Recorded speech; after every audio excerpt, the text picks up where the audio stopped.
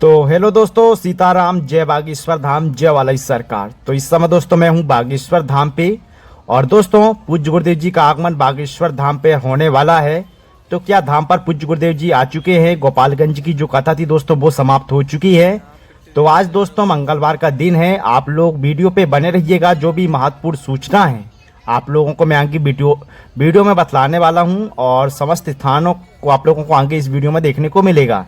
तो चलिए दोस्तों आज की इस प्यारी सी वीडियो में आप लोग देखिए, बहुत कुछ जानकारी आप लोगों को मिलने वाली है।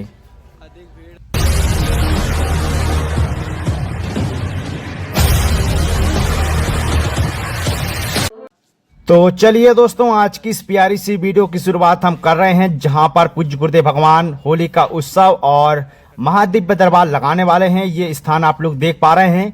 नए तरीके से दोस्तों बागेश्वर धाम पे मंच बनकर यहां पर तैयार हो चुका है और होली का जो कार्यक्रम है दोस्तों वो यहीं पर होने वाला है। जैसा कि आप लोग देख ही पा रहे हैं, ये नए तरीके से यहाँ पर पहले पूज्य गुरुदेव भगवान दरबार यहीं पर लगाते थे, पर यहाँ पर अब नए तरीके से पंडाल बना हुआ है और होली का जो कार्यक्रम है यहीं पर होने वाला है। तो दोस्तों आप लोगों को मैं जानकारी यह देने वाला हूं कि पूज्य गुरुदेव जी आज धाम पर उपस्थित रहेंगे और आज पुरानी पेशी का दरबार भी लगाएंगे। तो आप लोग वीडियो पे बने रहिएगा और नए हैं तो चैनल को भी बिल्कुल सब्सक्राइब करके रख लीजिएगा। तो दरबार यहीं पर लगना है और जो गोपालगंज की कथा थी दोस्तों वो समाप्त हो चुकी है। बहुत ही भव्य कार्यक्रम हुआ गोपालगंज में बिहार पे और वर्ल्ड रिकॉर्ड बन गया दोस्तों। जब भी पूज्य गुरुदेव भगवान बिहार जाते हैं तो रिकॉर्ड टूट जाते हैं। तो ऐसा ही हुआ और जो भी सूचना है आप लोगों को चलिए आगे बतलाते हैं। बाकी होली के समय में पूज्य गुरुदेव भगवान धाम पर ही उपस्थित रहेंगे और 11 तारीख से लेके 18 मार्च तक पूज्य गुरुदेव जी धाम पर होली का महाउत्सव भी मनाने वाले हैं। और इस बीच में दोस्तों होली के समय में चित्रलेखा जी भी आने वाली है और यहाँ पर उनका भी कार्यक्रम होने वाला है, जैसा कि आप लोगों को शायद ही मालूम हो, है ना। तो आप लोग दोस्तों बागेश्वर धाम आ सकते हैं। पूज्य गुरुदेव जी आज धाम पर किसी भी समय आगमन हो सकता है। अभी फिलहाल गुरु जी का आगमन बागेश्वर धाम पे नहीं हुआ है और देखते हैं कि गुरु जी जैसे ही आते हैं धाम पे तो आप लोगों को दिव्य अलौकिक दर्शन हम अवश्य कराएंगे।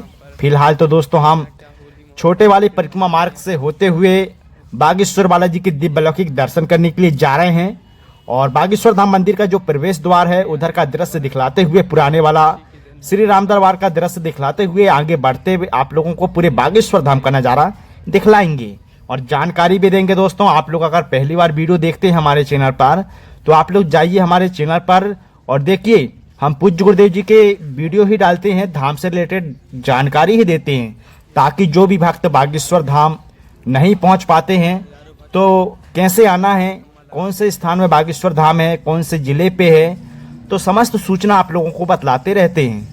तो जैसा कि आप लोग देख ही पा रहे हैं यहाँ पर दुकानें वगैरह लगी हुई हैं और ये छोटे वाले परिक्रमा मार्ग का दृश्य। तो इधर से हम थोड़ा आगे चलेंगे। पास में यहाँ पर दोस्तों पुलिस चौकी बन चुकी है। जो भी सूचना है, जो भी जानकारी है, अगर आप लोगों के साथ गलत होता है तो आप लोग शिकायत कर सकते हैं पुलिस थाने में। और जस्ट सामने आप लोग देख पा रहे हैं बागेश्वर धाम मंदिर का ये प्रवेश द्वार है और ये पुराना वाला श्री राम दरबार है।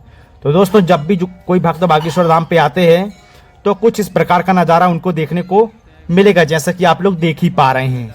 बहुत ज़्यादा तो भीड़ बिल्कुल भी नहीं है क्योंकि काफ़ी सारे भक्त अभी बागेश्वर धाम में नहीं पहुंच पाए हैं और कल की डेट से दोस्तों बहुत ज़्यादा भीड़ होने वाली है क्योंकि पूज्य गुरुदेव जी दरबार भी लगाने वाले हैं होली के समय में और धाम पर ही उपस्थित रहेंगे होली में पूज्य गुरुदेव जी।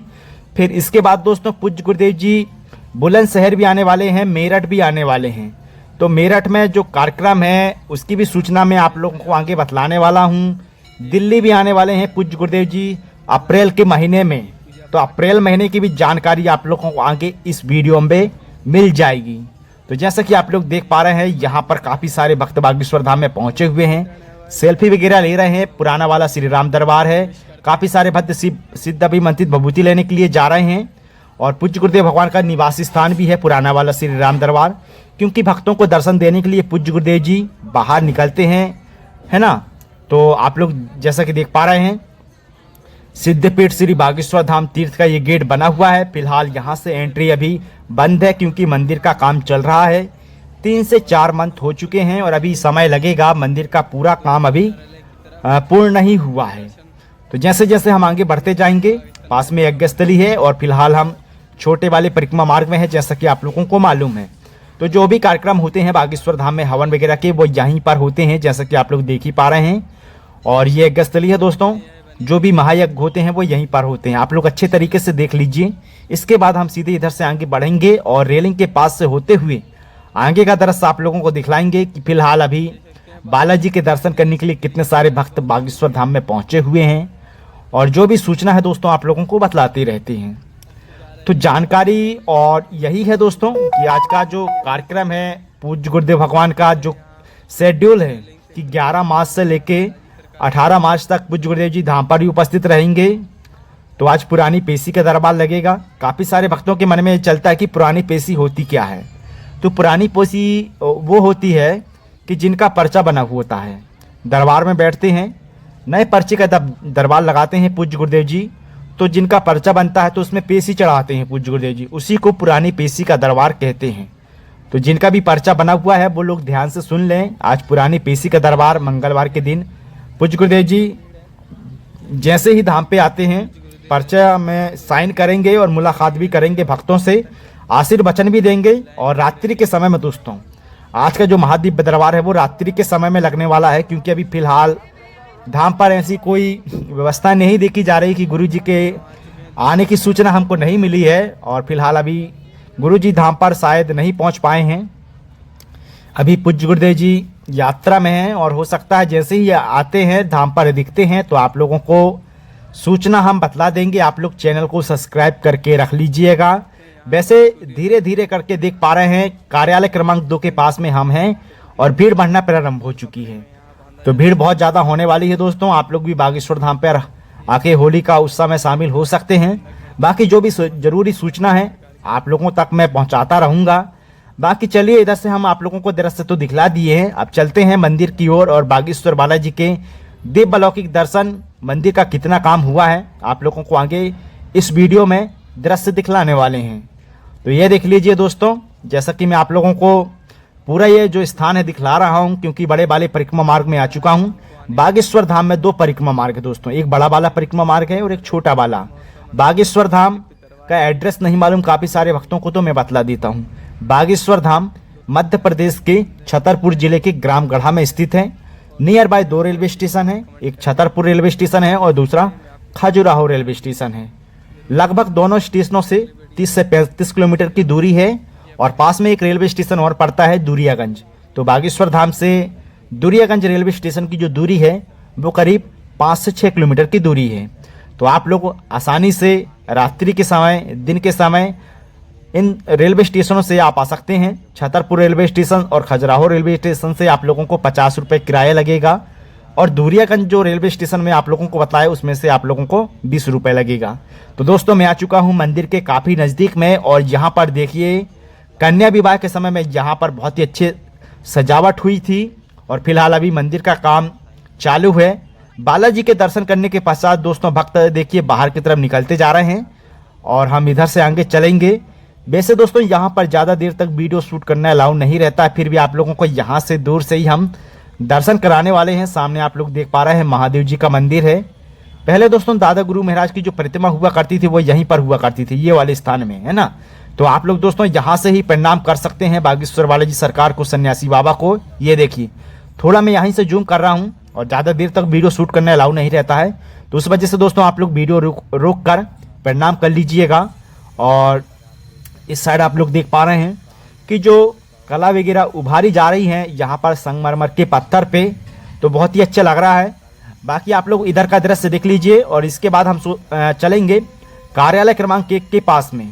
तो उधर का भी जो भी सूचना आप लोगों को लेनी है कार्यालय से लेनी है ना। किसी भी एजेंट के चक्कर में ना रहिएगा कि पर्चा बनवा देंगे, गुरुजी से मिलवा देंगे।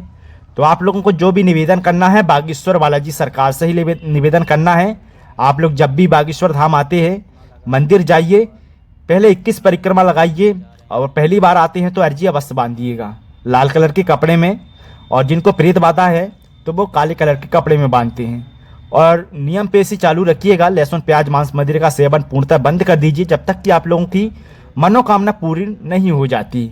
जब भी पूज्य गुरुदेव भगवान दरबार लगाते हैं, उस दरबार में आप लोग निःशुल्क बैठ सकते हैं, किसी भी प्रकार का कोई शुल्क नहीं लगता है। और पहले टोकन सिस्टम चलता था, अब टोकन सिस्टम पूर्णतः बंद हो चुका है, क्योंकि पूज्य गुरुदेव के लिए सभी भक्त एक समान हैं। जब भी पूज्य गुरुदेव जी धाम पर उपस्थित रहते हैं तो 3 घंटे का महादिव्य दरबार लगाते हैं। मंगलवार के दिन पुरानी पेशी का दरबार लगाते हैं, शनिवार के दिन लगाते हैं प्रेतराज सरकार का दरबार। तो आज मंगलवार का दिन है, आज पुरानी पेशी का दरबार लगाएंगे पूज्य गुरुदेव जी। और दोस्तों, पूज्य गुरुदेव जी 23 मार्च को आ रहे हैं मेरठ, वहाँ पर प्राण प्रतिष्ठा का कार्यक्रम होने वाला है। और 27 तारीख तक, फिर 23 तारीख से लेकर 27 तारीख तक पूज्य गुरुदेव जी मेरठ पर रहने वाले हैं। और 20 तारीख के बाद से भी दोस्तों पूज्य गुरुदेव जी 19 तारीख से शायद बुलंदशहर आ रहे हैं, तो वहाँ पर भी कार्यक्रम होने वाला है 3 से 4 दिन का। तो मार्च महीने का यही शेड्यूल है। और इसके बाद दोस्तों फिर पूज्य गुरुदेव जी अप्रैल महीने में ऊर्जा संचय समागम का भी कार्यक्रम होने वाला है। तो आप अपना रजिस्ट्रेशन कार्यालय में आके संपर्क कीजिएगा, जिनको भी ऊर्जा संचय समागम कार्यक्रम में भाग लेना है, क्योंकि उसमें थोड़ा पैसा ज़्यादा लगता है। तो आप लोग कार्यालय से संपर्क कीजिएगा। और इस साल का जो ऊर्जा संचय समागम का कार्यक्रम होने वाला है बद्रीनाथ पे, है ना, पिछली बार तो कटनी में हुआ था, बद्रीनाथ पे होने वाला है। तो आप लोग दोस्तों जा सकते हैं। हो सकता है मेरी हिंदी थोड़ा गड़बड़ हो सकती है, उसके लिए सॉरी, आप लोग अपने हिसाब से वर्ड को एस्टिमेट कर लीजिएगा। बाकी चलिए दोस्तों, जानकारी तो मैं आप लोगों को दे ही दिया हूँ। और ये मान्यपुन्ना भंडारा स्थल है, जैसा कि आप लोग देख पा रहे हैं। अभी 11 बजे से मान्यपुन्ना भंडारा स्थल में यहाँ प्रसादी बनना स्टार्ट हो गया है और 11 बजे से भक्तों को मिलना प्रारंभ हो जाएगा। और जो भी सूचना है मैं आप लोगों को बतला ही दिया हूँ। आशा करता हूँ आज की ये प्यारी सी वीडियो आप लोगों को बहुत ही अच्छी लगी होगी। आप लोग अच्छे कमेंट कीजिए और पूरे होली उत्सव की वीडियो आप लोगों को देखने को मिलेगी हमारे चैनल के माध्यम से।